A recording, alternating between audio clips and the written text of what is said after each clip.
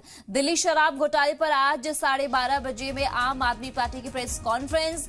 दिल्ली सरकार की वजीर तालीम आतिशी ने ट्वीट कर ये जानकारी दी है।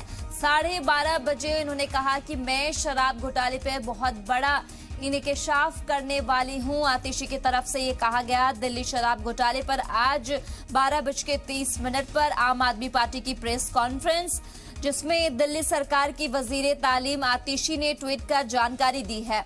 उन्होंने कहा कि आज मैं शराब घोटाले पर बहुत बड़ा इंकशाफ करने वाली हूं, तो आतिशी की तरफ से कहा गया है। तो आज 12:30 बजे के आसपास आम आदमी पार्टी की प्रेस कॉन्फ्रेंस है। दिल्ली सरकार की वजीर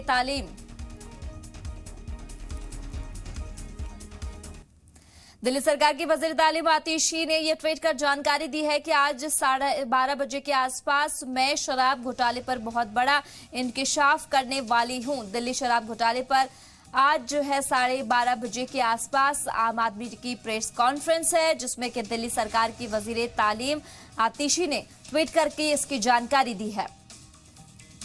उन्होंने कहा कि 12:30 पर आज मैं शराब घोटाले पे बहुत बड़ा इंकशाफ करने वाली हूं। अब देखना होगा कि ये इंकशाफ किस तरीके का है, जिसे लेकर आतिशी ने ट्वीट कर ये जानकारी साझा की है कि आज 12:30 पर आम आदमी पार्टी की प्रेस कॉन्फ्रेंस होने वाली है।